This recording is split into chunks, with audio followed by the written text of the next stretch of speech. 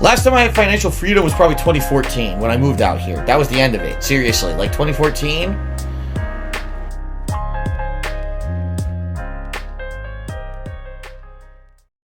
So someone tipped $7 and they're trying to make light of a pretty bad situation that's going on in Los Angeles right now. For those who don't know, in LA, United States, that is, California, they're having some pretty bad wildfires. They are ripping through the state and they are destroying homes, okay? Now, first off, I just want to let everyone know, I feel bad. You hear these stories, people are losing their homes or whatever, and it's like, that sucks. At the same time, I do have to ask a question. This is not the first time wildfires have ripped through California. In fact, they frequently rip through California. You usually hear this every year, 2 years, or 3 years, every once in a while. So why do they keep building? Like, you are fucking stupid. All right? I mean, this is just an honest question. This is not even a criticism. Why do they keep building homes there? This would be like, there's a fault line, and every year there's a major earthquake that rocks everything around the fault line. So why do you keep rebuilding on the fault line? I'm confused. We've talked about this on and off. This was actually a topic that we covered during my DSP Reacts, DSP versus the Internet series, where there's a story or two, like people who live in the most frozen climate on the planet, people who live at the highest altitude. And I'm like, I don't know. It's just weird. Like, why would you want to live there? For example, I just saw the story this morning, okay? Paris Hilton and Billy Crystal. I don't think you could talk about two people who are more different, who are rich, right?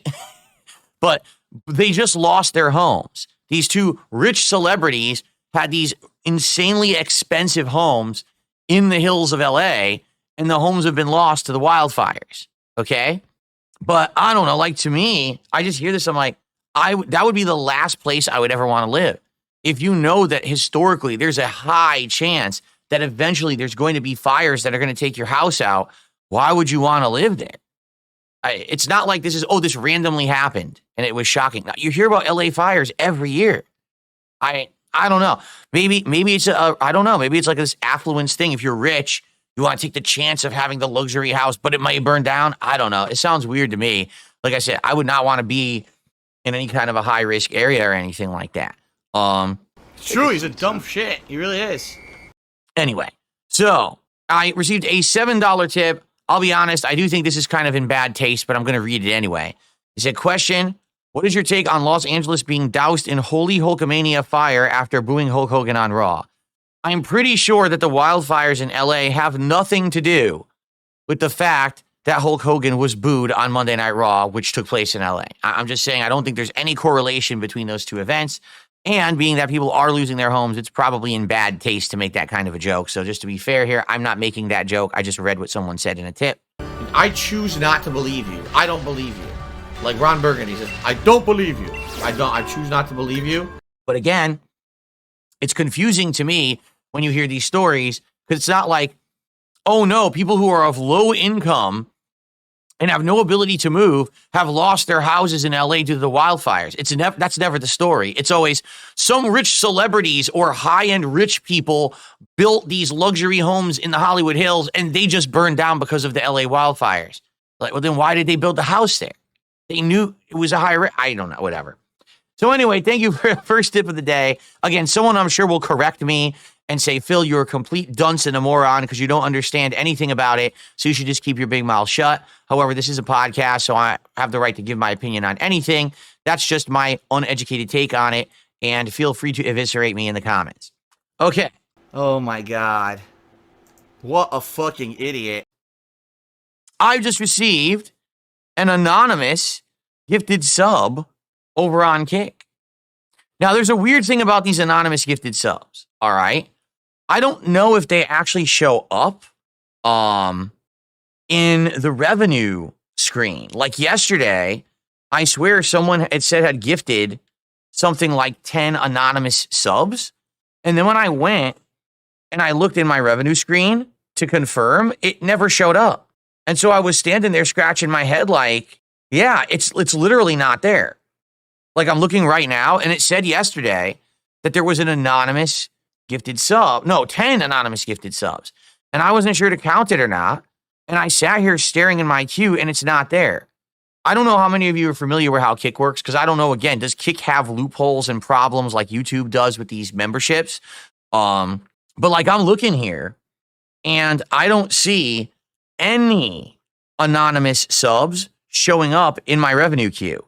It's as if when people do these anonymous gifted subs, they don't count, which is really weird.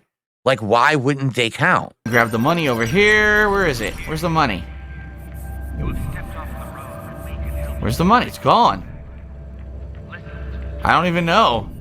There was money here and it's missing now. Oh well. So honestly, I don't really know how to react. Like, I mean, I'm grateful, but is it real? Is it fake? I don't even know. Should I count it? Maybe I'll have to talk to the guys at Kino Casino about it. They probably know more, you know, they probably know the ins and outs of this crap. I don't know if it's real or not. Has anyone on Kick actually tried doing an anonymous gifted sub and has it ever gone through?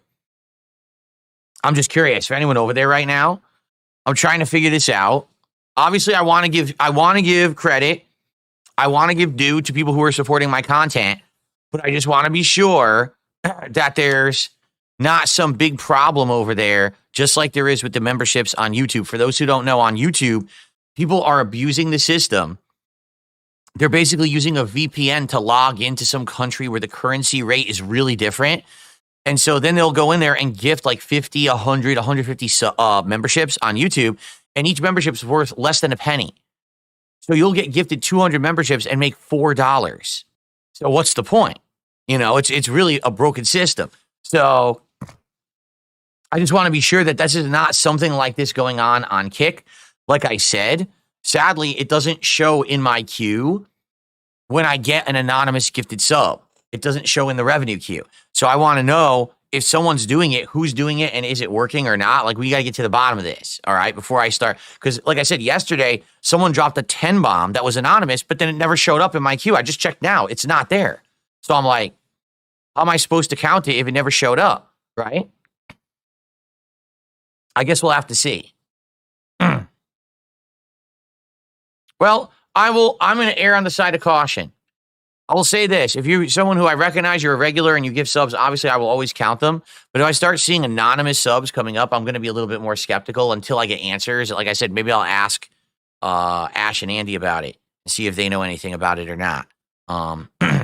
Give me money. Give me all your money.